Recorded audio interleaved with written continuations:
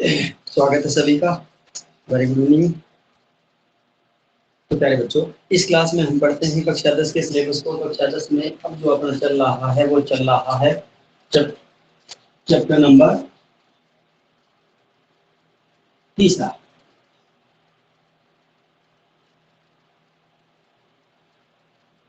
जिसके नाम से सब वाकिफ हो। नाम हमें पता है कौन सा नाम है, उसका नाम है दो चरों वाले रैखिक समीकरण। दो चरों वाले रैखिक समीकरण युग्म।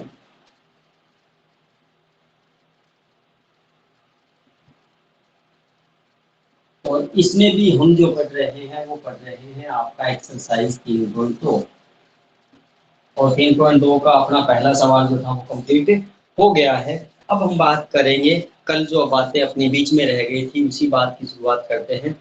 अब हम जो पढ़ेंगे वो पढ़ेंगे कि बिना दो चरों वाले समीकरणों को हल किए, हल नहीं करना, बिना हल किए हम उनके हलों के बारे में क्या कह सकते हैं। उनका हल समुच्चय कैसे आएगा, निश्चित हल आएगा या अनेक हल आएंगे या कोई हल नहीं आएगा, या उनकी रेखाएं जो है वो कैसे होंगी, संपातीय होंगी, प्रतिच्छेदीय होंगी, कैसे होंगी, उनके बारे में। और उसके लिए आपको हमने कल पढ़ा था कि तीन मान A1 A2 B1 B2 और C1 C2 का पता होना अनिवार्य है।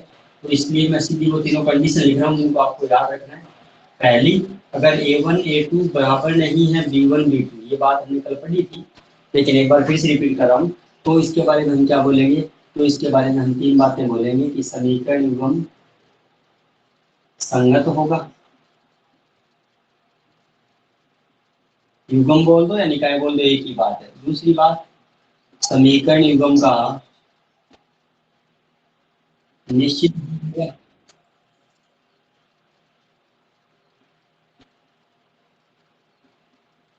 उसके अलावा तीसरी बात, समीकरण युग्म की रेखाएं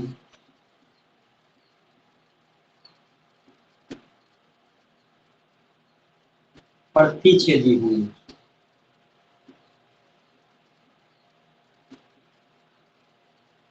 ये तीन बातें हुई। अगर A1 A2 बराबर नहीं आता B1 B2 के, तो हम उसके बारे में तीन बातें बोलते हैं। क्या? समीकरण युग्म संगत होगा, समीकरण युग्म का निश्चित हल होगा, और समीकरण की रेखाएं क्या होंगी, प्रतिच्छेदी होंगी। उसके बाद आती है दूसरी कंडीशन कि चलो मान ले कि A1 A2 बराबर नहीं हुआ B1 B2 के पहली में, लेकिन अगर मान लो दूसरी कंडीशन में A1 A2 और B1 B2 बराबर हो जाए और आगे वाला मान बराबर नहीं हो C1 C2, तब हम समीकरण के बारे में क्या बोलेंगे। तब फिर हम तीन बातें बोलेंगे। कौन कौन सी बोलेंगे वो देखिए। पहली बात, समीकरण युग्म असंगत होगा।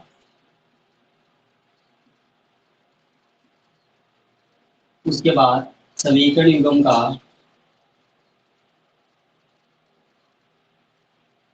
कोई हल नहीं होगा। कोई हल नहीं होगा। और उसके बाद तीसरी बात, समीकरण युग्म की रेखाएं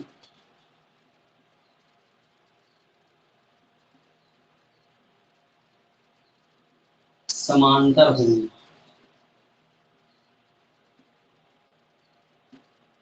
ये तीन बातें तब बोलेंगे। कब? जब A1 A2 बराबर हो जाए B1 B2 के, लेकिन आगे वाला मान बराबर नहीं हो, तब हम उसके बारे में तीन बातें बोलेंगे। तीसरी कंडीशन जो आती है जिसका आपको ध्यान रखना है वो कौन सी है कि A1 A2 बराबर मिले B1 B2 के और बराबर मिले C1 C2 के। मतलब तीनों मान अगर आपको बराबर दिख जाए, A1 A2 B1 B2 और C, हालांकि इनको हम यहाँ पे समीकरण लिख करके देखेंगे कैसे पता चलेगा। पहले हम कंडीशन लिख ले, उसके बाद हम समीकरण लिखेंगे और उसमें से हम पता करेंगे। ठीक है? तो समीकरण की रेखाओं के बारे में क्या बोलेंगे, समीकरण युग्म संगत। अब संगत सीधा नहीं बोलते इसको, इसको हम बोलते हैं आश्रित संगत। ध्यान करेंगे ये बात, आश्रित संगत होगा। समीकरण युग्म असंगत, असंगत या आश्रित संगत, इसे हम असंगत भी बोलते हैं और इसे हम आश्रित संगत। परफेक्ट संगत नहीं होगा, तो एकदम सही संगत जो है वो सिर्फ एक ही कंडीशन में होता है, बाकी दूसरी में असंगत होता है। उसमें असंगत या आश्रित संगत होगा। हल की बारे की बात करें तो समीकरण युग्म के अनेक हल होंगे।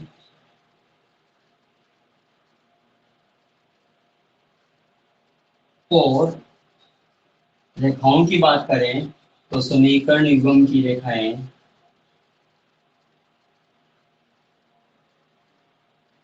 संपाती होंगी। क्या होंगी? संपाती। अब ये संपाती क्या होता है भाई? संपाती का मतलब होता है एक चीज के ऊपर जब हम कोई दूसरी चीज रखें तो वो दोनों चीजें आपस में एक दूसरे को पूर्णतया ढक ले, वो चीजें आपस में क्या कहलाती है? वो संपाती कहलाती है। जैसे ये हाथ, इस हाथ के ऊपर अगर मैं दूसरा हाथ रखूं ऐसे, इस हाथ के ऊपर मैंने दूसरा हाथ रखा ये, तो उस ऊपर वाले हाथ ने जो थे वो नीचे वाले हाथ को क्या कर लिया? पूरा ढक लिया। तो ये दोनों हाथ कौन से कहलाएंगे? संपाती कहलाएंगे। जब एक चीज के ऊपर दूसरी चीज रखने पर पहली चीज जो है वो पूर्णतः ढक जाए, पूर्णतः ढक जाए, तो वो दोनों चीजें संपाती कहलाती है। जैसे आपकी एक ही कक्षा की, एक ही विषय की दो पुस्तकें, जैसे कक्षा 10 की अगर हम गणित की दो पुस्तकें लें और उन्हें एक दूसरे के ऊपर रखें तो वो एक दूसरे को ढक लेंगी, क्योंकि सेम क्लास है और सेम सब्जेक्ट है, इसलिए दोनों किताबें सेम होंगी। सेम होंगी तो वो दोनों एक दूसरे को ढक लेंगी, इसलिए वो क्या किताबें क्या कहलाएंगी? संपाती कहलाएंगी। आगे बात समझ में? रेखाएं क्या होंगी? संपाती होंगी। बताइए, ये इतनी चीजें आई समझ में? कमेंट कर दीजिए फटाक से, कमेंट करके बताइए समझ में आ गई ये बातें। अगर स्क्रीनशॉट लेना चाहो तो स्क्रीनशॉट भी ले सकते हो, मैं साइड में हो गया हूँ, है ना, ताकि आपके काम आएगा। क्लियर है? ये तीन कंडीशन जो है वो हमारे आगे चैप्टर में काफी ज्यादा काम आएगी, इसलिए इनको तीनों को आपको अच्छे से याद रखना है और इनका हम काम भी करेंगे, उपयोग भी लेंगे। कैसे लेंगे वो हम आगे क्लास में जब चलेंगे तब मैं आपको बताऊंगा। क्लियर है? चलिए, अब हम देखते हैं इनका समीकरणों में उपयोग कैसे होगा। समीकरण हमने देखा तो हमें कैसे पता चलेगा कि कौन सी कंडीशन लागू होती है और कौन सी कंडीशन लागू नहीं होती है। इसके लिए मैं थोड़ा सा आपकी स्क्रीन को साइड में लेके आ रहा हूँ, एक मिनट रुकिए। यहाँ पे देखिए, सारे मान दिख जाएंगे आपको। थोड़ा सा मैंने स्क्रीन को तिरछा किया है ताकि आपको सारे मान पता चले। ठीक है, मैं यहाँ पे एक समीकरण लिख रहा हूँ, ये लिखिए। पहला सवाल ले रहा हूँ मैं, जिसमें मैंने समीकरण लिखा 2x + 3y + 4 = 0, पहला समीकरण। और दूसरा समीकरण इसी के साथ लिख रहा हूँ मैं, 3x - 4y + 5 = 0। ये लीजिए, यहाँ पे मैंने दो समीकरण लिख दिए। अब इन दोनों समीकरणों में हम तुलना करने की सोच रहे हैं किसकी? a1 a2 और b1 b2 और c1 c2 के मानों की। तो मैं आपसे पूछूं a1 कितना है, तो आप बोलोगे जी a1 का मान इसमें 2 है। क्लियर है? a1 सबको दिख रहा है, एक नंबर में x का गुणांक 2 है। फिर मैं आपसे पूछूं इसमें a2 कितना है, तो आप बोलोगे जी a2 का मान इसमें 3 है। क्लियर है? दो नंबर में x का गुणांक होता है। ये लीजिए। अब फिर मैं आपसे पूछूं इसमें b1 बताओ कितना है, तो आप बोलोगे 3 है। और b2 पूछूं तो आप बोलोगे -4 है। c1 पूछूं तो आप बोलोगे 4 है और c2 पूछूं तो आप बोलोगे 5 है। क्लियर है? अब a1 में a2 का भाग देंगे, क्योंकि हमें कंडीशन जो था वो भाग देने पे पता चलती है। हम a1 में a2 का भाग देंगे, तो ये लीजिए a1 में a2 का भाग दिया तो कितना आया? a1 बटा a2 आपको मिल गया 2/3। क्लियर है? इसी हिसाब से b1 में मैं b2 का भाग दूंगा तो कितना मिला? 3/-4। c1 में c2 का भाग देंगे तो 4/5 मिलेगा। लेकिन हमें यहीं पे पता चल गया कि पहले दोनों मान जो है वो आपस में क्या है? बराबर है क्या? बताइए, हाँ ना में बताइए, पहले दोनों मान बराबर है या नहीं है? कमेंट कर दीजिए। पहले दोनों मान जो आपने निकाले हैं वो दोनों मान बराबर आए हैं या नहीं आए हैं, ये बता दीजिए। बराबर नहीं आए, मतलब a1 a2 और b1 b2 आपस में बराबर नहीं है। a1 a2 और b1 b2 आपस में बराबर नहीं है, तो हम यहाँ पे लिख देंगे a1 a2 बराबर नहीं है b1 b2। ये पता चल गया। अब इस सवाल में आपसे क्या क्या पूछ सकता था? अब आपसे इस सवाल में ये पूछ सकता था, दिया गया समीकरण युग्म बताइए संगत है या असंगत, संगत है या असंगत। तो हमने क्या किया, a1 a2 b1 b2 का मान निकाले, दोनों मान देखे बराबर नहीं आए, तो हम क्या बोल देंगे? बराबर नहीं है, मतलब ये वाली कंडीशन लग गई पहली। और पहली कंडीशन लग गई, समीकरण युग्म संगत होता है या असंगत? संगत होता है। तो हम क्या बोल देंगे? समीकरण युग्म क्या है? संगत है। इसी सवाल में आपसे ये भी पूछ सकता था, दिए गए समीकरण युग्म में हलों की संख्या बताइए, कि इन समीकरणों को अगर हम हल करेंगे तो इसके हल कितने आएंगे। हल कितने का मतलब निश्चित हल आएगा या अनेक हल आएंगे या कोई हल नहीं आएगा। तो उसके लिए भी आपको a1 a2 b1 b2 की तुलना करनी पड़ेगी। तुलना की, दोनों बराबर नहीं है, बराबर नहीं है तो मतलब पहली कंडीशन लगी, पहली कंडीशन लगती है मतलब समीकरण का क्या होगा, निश्चित हल होगा। तो इसमें हम बोल देंगे समीकरण युग्म का क्या है, निश्चित हल है। इसी सवाल में आपसे ये भी पूछ सकता था, दिए गए समीकरण युग्मों की रेखाएं बताइए कैसी होंगी, समीकरण युग्मों की रेखाएं बताइए कैसी होंगी। तो वही काम हमें a1 a2 b1 b2 का मान निकालेंगे, निकाल रखा है। अब तुलना की तो दोनों बराबर नहीं है, और दोनों बराबर नहीं है हम यहाँ पे क्या बोल देंगे, समीकरण की रेखाएं क्या होंगी, प्रतिच्छेदी होंगी। मतलब तीनों मान आराम से आपसे पूछ सकते हैं, कोई सा भी मान हो, हम कोई सा भी मान बता सकते हैं, कोई दिक्कत नहीं है। पहली कंडीशन आ गई समझ में, पहली कंडीशन उदाहरण देख के बता दीजिए यस और नो में, समझ में आ गई या रिपीट करवानी है। पहली कंडीशन में कोई इश्यू है क्या, क्लियर है ना। चलो वेरी गुड। दूसरे पे बात करते हैं। दूसरी के लिए मैं फिर एक समीकरण अलग से ले रहा हूं और उसी समीकरण की हम बात करेंगे दूसरी कंडीशन के हिसाब से, ठीक है।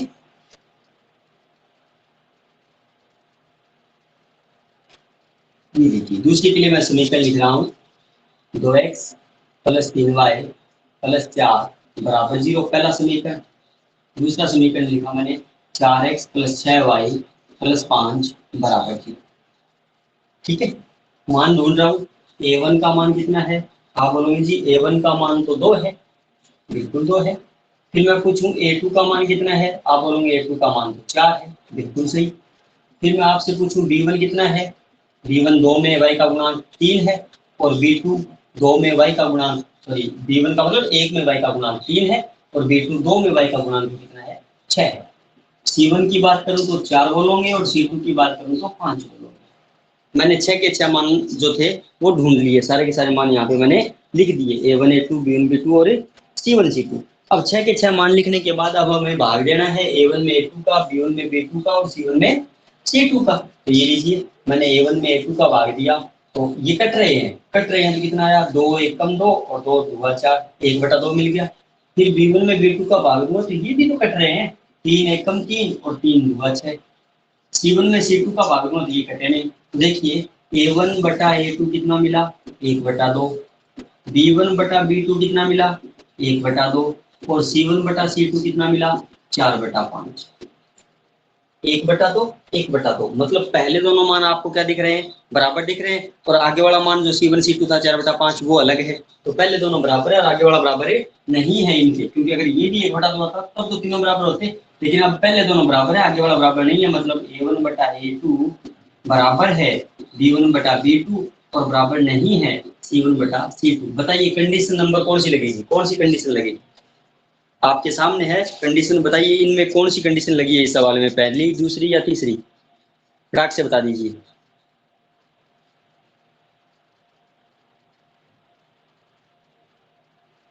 सेकंड नंबर कंडीशन लगी है, क्लियर है, बिल्कुल सही है, सेकंड नंबर लगी है। और जब सेकंड नंबर कंडीशन लगी है तो अब इस समीकरण में मैं कुछ नहीं बताऊंगा, मैं सिर्फ आपसे पूछूंगा। मैं आपसे पूछ रहा हूँ समीकरण युग्म बताइए संगत है या असंगत, ये समीकरण युग्म जो दे रखा है ये बताइए संगत है या असंगत। कंडीशन आपको पता लग गई है, आप खुद ढूंढो संगत है या असंगत, मेरे को सिर्फ आंसर देना है आपको। बिल्कुल असंगत है, ये कंडीशन लगी, ये लगी तो समीकरण युग्म क्या होगा, असंगत होगा। इसी सवाल में बिल्कुल असंगत होगा, परफेक्ट है। इसी सवाल में मेरा दूसरा प्रश्न है कि दिए गए समीकरण युग्म में कितने हल होंगे, इस दिए गए समीकरण युग्म में हलों की संख्या बताइए कितनी होगी, एक हल होगा, अनेक हल होगा या जीरो हल होगा, कितना होगा, कोई हल नहीं होगा, क्योंकि ये कंडीशन लगी है तो इस कंडीशन में समीकरण का कोई हल होता ही नहीं है, तो हम इसमें बोलेंगे समीकरण युग्म का कोई हल नहीं है। Very good. और इसी सवाल में पूछूं रेखाएं कैसी होंगी, इस समीकरण युग्म की रेखाएं कैसी होंगी, समांतर होंगी, प्रतिच्छेदी होंगी या संपाती होंगी, रेखाएं कैसी होंगी, रेखाएं जो है इस समीकरण युग्म की वो कैसी होंगी बता दीजिए कमेंट करके। समांतर होंगी, प्रतिच्छेदी होंगी, संपाती होंगी, क्या होंगी, जवाब आ रहा है समांतर होंगी, बिल्कुल सही है। रेखाएं जो है वो क्या होंगी, समांतर होंगी, वेरी गुड, मतलब अच्छे से समझ में आ गई है। ये दूसरी आ गई। अब मैं ले रहा हूँ इसकी तीसरी कंडीशन, देखिए उसमें हम क्या करेंगे,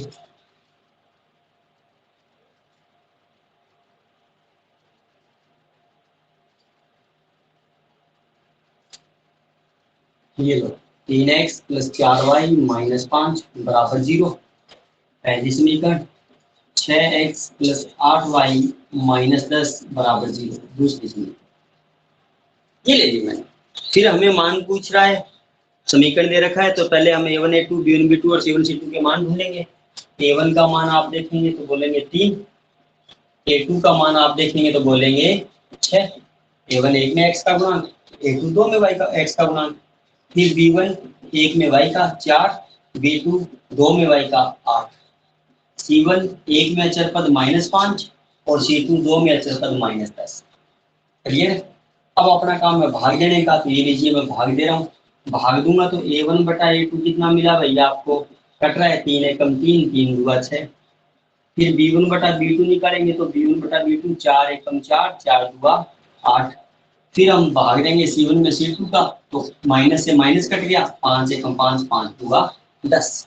बताइए क्या तीनों मान बराबर आए या नहीं आए? हाँ या ना में बताइए, क्या तीनों मान बराबर आए या नहीं आए? तीनों मान बराबर है। अब तीनों मान अगर बराबर है तो वही बात, कंडीशन कौन सी लगी, नंबर 3 लग गई। a1 बटा a2 बराबर b1 बटा b2 बराबर c1 बटा c2। अब जब ये कंडीशन लगती है तो समीकरण युग्म का अनेक हल होगा, समीकरण युग्म की रेखाएं समपाती होंगी, और संगत या असंगत की बात करें तो समीकरण युग्म असंगत होगा। ये कंडीशन लग गई, क्योंकि 3 नंबर है, 3 नंबर में समीकरण युग्म क्या होता है, असंगत होता है। ये थी आपकी तीनों कंडीशन, जिनके बेसिस पे हम अपने जो सवाल है वो स्टार्ट करेंगे इस एक्सरसाइज में। तो देखिए आगे वाला सवाल देखते हैं, इसका दूसरा, फिर देखेंगे हम आगे क्या कह रहे हैं। सवाल दिखा रहा हूँ आपको आपकी स्क्रीन पे, लेकिन उससे पहले मैं थोड़ी सी स्क्रीन को वापस उसी एंगल में ले आऊं जिसमें हमें अपना काम करना है। चलिए पीडीएफ शेयर, सवाल इमेज शेयर कर रहा हूँ आपके साथ, जिसमें हम देखेंगे आपकी एक्सरसाइज का सवाल जो आपसे क्या कह रहा है और आप उसका क्या करेंगे।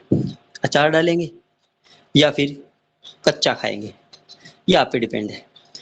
सवाल आ रहा है आपके सामने, ये लीजिए, और सवाल ये लीजिए, दिख गया होगा आपकी स्क्रीन पे, ये लीजिए।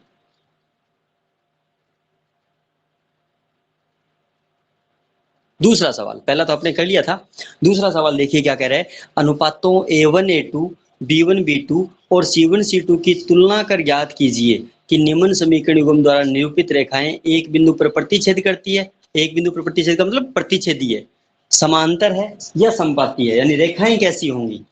समीकरण युग्म दे रखा है आपको, आपको सिर्फ ये चेकआउट करना है कि समीकरण युग्म जो आपको दे रखे हैं उन समीकरण युग्मों की जो रेखाएं होंगी, यानी ग्राफ पर जो रेखाएं बनेंगी वो क्या कैसी होंगी, रेखाएं समांतर होंगी या रेखाएं प्रतिच्छेदी होंगी या फिर रेखाएं संपत्ति होंगी। संपत्ति का मतलब होता है एक रेखा के ऊपर दूसरी रेखा आ जाना। ठीक है, ये तीनों सवाल लिख लेता हूँ मैं, सवाल जो आपको दे रखे हैं वो सवाल लिख लेता हूँ, उसके बाद हम बात करेंगे। ठीक है, दूसरे का पहला समीकरण युग्म आपको दे रखा है 5x माइनस 4y प्लस 8 बराबर 0, पहला समीकरण। और दूसरा दे रखा है 7x प्लस 6y माइनस 9 बराबर 0। दूसरे सवाल की अगर हम बात करें तो दूसरा सवाल सिमिलर है, ऐसा ही है, इसलिए मैं इसका दूसरा छोड़ रहा हूँ, तीसरा लिख रहा हूँ। ठीक है, चाहो तो दूसरा भी लिख सकते हो, ये लीजिए 9x plus 3y plus 12, easy है, कर लेंगे, छोटा सा सवाल है। और दूसरा समीकरण जो है वो 18x प्लस 6y प्लस 24 बराबर 0। और तीसरे सवाल के अंदर बात करें इसी की, तो दोनों समीकरण दे रखी है 6x माइनस 3y प्लस 10 बराबर 0 और 2x माइनस y प्लस 9 बराबर 0। सारे सवाल मैंने आपकी स्क्रीन पे लिख दिए हैं, वापस आपको मैं स्क्रीन पे लेके आ रहा हूँ। चले आइए, ये लीजिए, क्लियर है। चल, ये तीनों सवाल दे रखे हैं, आपको सिर्फ ये देखना है a1 a2 b1 b2 और c1 c2 की तुलना करके कि इसकी जो रेखाएं आएंगी तीनों सवालों की, वो रेखाएं कहाँ होंगी, कैसी होंगी, मतलब रेखाएं प्रतिच्छेदी होंगी, रेखाएं समांतर होंगी या रेखाएं समपाती होंगी। बस इतना सा बताना है आपको, कुछ नहीं करना। ठीक है, चलिए शुरू करें हम अपने सवाल को। सवाल दिखा रहा हूँ आपको, आपकी स्क्रीन पे आ गया। चलो पहले सवाल की हम बात कर रहे हैं। पहला सवाल जो था क्या था, 5x माइनस 4y प्लस 8 बराबर 0 पहला समीकरण। और दूसरा समीकरण जो था वो था 7x प्लस 6y माइनस 9 बराबर 0 दूसरा।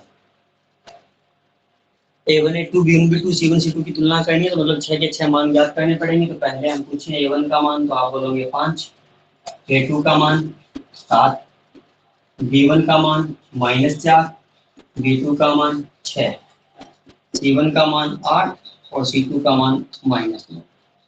भाग लेना शुरू करूं तो A1 में A2 का भाग दूंगा तो कितना आया, 5/7 कट नहीं रहे हैं। B1 में B2 का भाग दूंगा तो -4/6, लेकिन कट रहे हैं तो काट दो ना, 2 दूगा 4 और 2 तिया 6, माइनस कट नहीं रहा तो माइनस वैसा का वैसा। और C1 में C2 का भाग दूंगा तो 8/-9। तीनों मान निकाल लिए। A1 A2 5/7, B1 B2 -2/3। क्या दोनों मान बराबर आए A1 A2 और B1 B2? बताइए हाँ या ना में। A1 A2 और B1 B2 बराबर आए क्या? पहले दोनों मान बराबर आए या नहीं आए बताइए। A1 A2 और B1 B2 बराबर है? नहीं है। A1 A2 और B1 B2 बराबर नहीं है, मतलब A1/A2 बराबर नहीं है B1/B2। और जब A1/A2 और बराबर नहीं हो B1/B2 के, तो समीकरण की जो रेखाएं हैं वो कैसी होंगी बताइए। ये कंडीशन नंबर 1 लग गई है आपकी। समीकरण की रेखाएं कैसी होंगी? प्रतिच्छेदी होंगी, समांतर होंगी या फिर संपाती होंगी? बता दीजिए समीकरण की रेखाएं कैसी होंगी। मेरे को नहीं पता, मेरी तरफ मत देखना। ये कंडीशन हमने पढ़ी थी, प्रतिच्छेदी होती है, प्रतिच्छेदी रेखाएं होती है अगर A1 A2 और B1 B2 आपस में बराबर नहीं हो तो इसमें हम क्या बोल देंगे, समीकरण युग्म की रेखाएं। नीचे बोल देंगे समीकरण युग्म की रेखाएं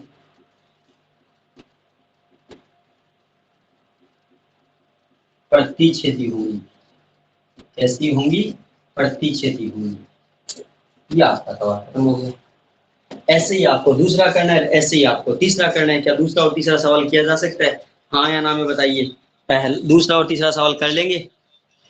इसका दूसरा और तीसरा जो सवाल है वो कर लेंगे क्या? इजी सा है, कोई टफ सवाल नहीं है, आराम से करेंगे तो भी हो जाएगा।